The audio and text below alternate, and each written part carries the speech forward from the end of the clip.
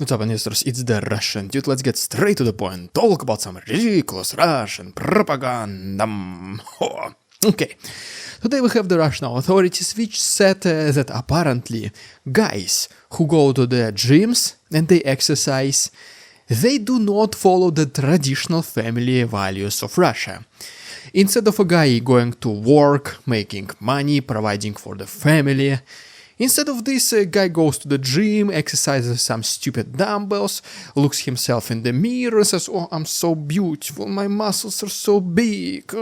Well, according to the Russian authorities, a guy who is taking care of his health, physical health, this is a not properly valuable member of the Russian society. Instead, he should work, bring money, get angry, get sleepy, doesn't interact with kids. So yeah, they are extremely confusing in their messages, what they really want Russian parents to do. But apparently this is their most recent concern, this is what they don't want Russian men to do. But okay, as always, enough of this clownship, now let me give you a brief update from the territory of Russia, from the east of Ukraine, and then we're gonna go to the south, and then many interesting topics. And to begin with, in Volgograd, on the territory of Russia, a Russian Su-34 fighter jet did a so-called hard landing. Then Ukrainians, the defense intelligence of Ukraine, they acknowledged that their drones were flying very deep into the Russian territory, and as a result of these raids, let's call them like this, over the last several days, at least 3 Russian helicopters were destroyed. Majority of them were in Samara, which is extremely close to Moscow, the capital of Russia. And the helicopters we are talking about which were destroyed are Mi-28, Ka-226 and Mi-8. Then in Kursk, yet another oil refinery and oil storage was the target of a Ukrainian drone, and then in Belgrade a local electrical substation was also attacked by Ukrainians. And well, what do you think is the new defense mechanism of the Z-Army against such Ukrainian drone attacks? First of all, they decided to put some smoke, as you can see from this video, literally in the open field. And to be honest, I don't see that this strategy is quite effective. I mean, first of all, it is literally in the open field. It's literally nothing there. They still decided to protect it for some reason. And, well, obviously the amount of smoke is nowhere near close to be enough. But wait, there is more. Because the second defense strategy which the Z-Army started to do is to put fishing nets over their positions. I mean, yes, the very same fishing nets which are extremely fragile, which can just literally tear apart underwater whenever you just go fishing. And so this video shows that indeed putting fishing nets over your military positions is also quite ineffective. Next we go to the Ukrainian eastern front lines, and in Krasnogorivka, Russians tried to do an assault attempt, which was successfully repelled by Ukrainians. Along the way they destroyed 2 Russian tanks and 2 infantry fighting vehicles. In Pivnichny is absolutely extraordinary video from the Ukrainian army where they show literally door-to-door clearing, like trying to be politically correct activities. Basically they go inside these high-rise buildings, they go floor to floor, door to door, and those remaining Z soldiers which are hiding, well, they are put to eternal sleep. This video does show you extreme professionalism of Ukrainian army. It does also, I would say, show the impact of the Western military instructors, because it is just absolutely textbook performance.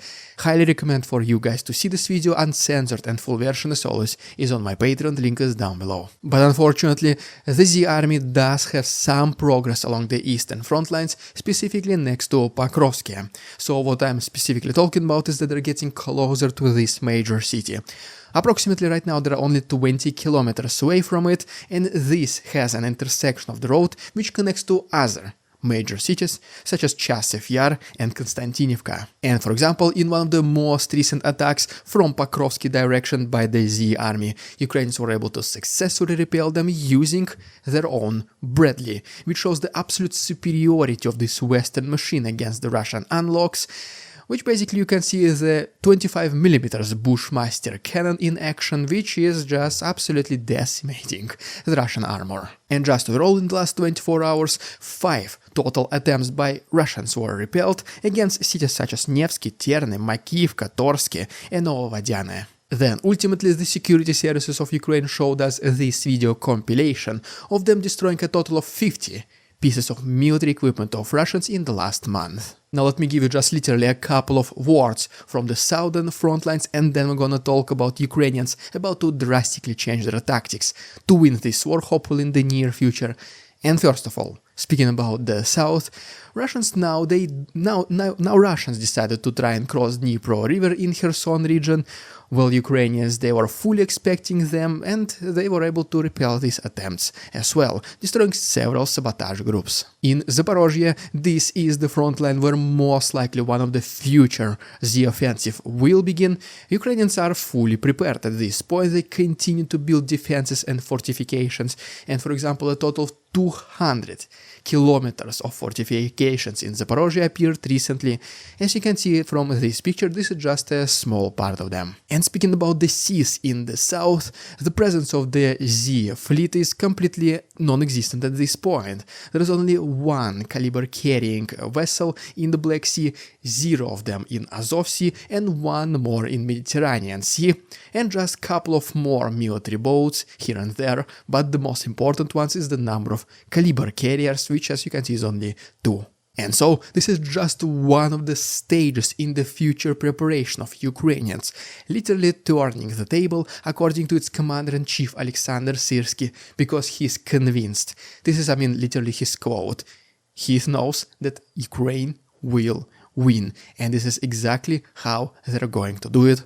So let's talk about this topic right now. He basically recently gave an interview to Guardian, and he highlighted specifically very important topics.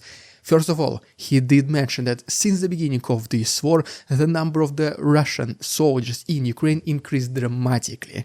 Because at first it was not that many of them, quote-unquote, because according to the Putin's plan, they were about to capture Kiev in less than a week, so they did not need that many soldiers. Apparently, when they saw how resistible Ukrainians are, well, they started bringing more and more soldiers pretty much every single month. And it is estimated that by the end of this year, a total number of 690,000 Z soldiers will be stationed in Ukraine, and the ratio of Russian military equipment to Ukrainian equipment will be 3-1. So the first thing Alexander Syrsky mentioned is that Ukrainians already did absolutely heroic resistance, not letting Russians advance that much. The next thing he mentioned is that right now Russians maybe are doing extremely minor progress, but the whole entire front line is of approximately 3,700 kilometers, so for obvious reasons it is impossible for them to concentrate anywhere specific. They might try to do it in the east in Pokrovsky front line, maybe in Zaporozhye front line in the south somewhere in the future, but still, as you can see, for example, the most recent offensive in Kharkov front line yielded completely 0 results. Specifically, what Syrsky mentions is that those are not operational gains. This is not something meaningful. These are only just gains so that Russian propaganda, Z propaganda can say we captured this settlement, that settlement, because they know that not too many Z patriots will actually research that those settlements Russians are capturing are in fact of 100, 200 settlers, so it's obviously not that tactically significant. The third thing Alexander Syrsky was mentioning is that there is a modern warfare right now happening, and that is why Ukrainians are heavily relying on unmanned vehicles, both drones, the ones which are aerial drones, land drones, or even naval drones. Russians are relatively slow to adjust to this new tactic. They still use the Soviet tactics of bringing as many people as possible and making them advance with little to no protection. Well, Ukrainians are not exactly the same. Ukrainians are adjusting to the modern realities, and this already showed significant results, significant progress, which is primarily why Ukrainians were successful in repelling the initial attack by Russians. And this is where we need to remember that right now there is not that many Russian vessels in the southern area, neither in Azov, neither in Black Sea, neither in the Mediterranean, and this is one of the attempts of Ukrainians to clear the southern front line, the southern part of Ukraine, as well as there is not that many air defense systems in Crimea. For this reason, the main objective of Ukraine in the near future in regards to the south will be the total destruction of the Crimean Bridge, because because this is one of the main logistic artery for Russians, and most importantly, this is literally the symbol of Putin's regime. If the Crimean bridge falls, this will be a significant morale boost for Ukrainians and morale crash for Putin himself and his army. And this is the new so-called drastic approach which Ukrainians will be attempting in the near future. For obvious reasons, they did not disclose any particular specific details, they just highlighted the general overview, so we might expect the fall of the bridge in the near future. And lastly, Alexander Syrsky mentioned that human personnel, the actual Ukrainian soldiers, is one of the biggest problems right now for the Ukrainian army, because yes, Ukraine needs to win, Ukraine wants to win, almost every single civilian Ukrainian citizen, they want to win in this war, but for obvious reasons, it is just human nature, not too many of them want to risk their lives and actually go to the front lines. For this reason, Alexander Syrsky is asking his fellow Ukrainians to unite, to become the protectors of the motherland, to not just think about Ukraine as a land, but as a part of as a country where your friends and relatives live. So it's not like you're protecting some regions, it's not like you're protecting Zaporozhye, Kherson, Donetsk, Lugansk, no. Think about it as protecting your own family and your own friends. And ultimately, I wanted to talk about another very interesting topic, which was literally borderline with the ridiculous Russian propaganda, is that according to Russian propaganda, exactly, Ukrainians, they planned a so-called super special secret operation on the territory of Russia. That is why the current Minister of Defense of Russia, Andrei Belousov, he had to literally call the Minister of Defense of America, Lloyd Austin, and he was literally like complaining. He was saying that, hey, Lloyd Austin, we have intelligence that Ukrainians, they want to attack us. We have intelligence that Ukrainians are planning to use Western weapons on the territory of Russia.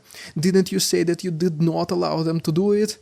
And well, apparently, once again, according to Russian propaganda, Lloyd Austin listened to Andrei Belousov. He said, I understand you, bro, don't worry.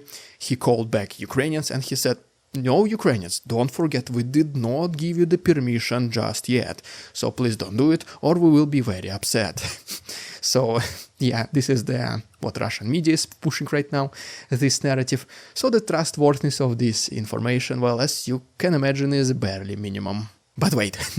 Yes, there is more, because Putin recently announced a hunt of upcoming Ukrainian F-16 fighter jet with a very big cash prize.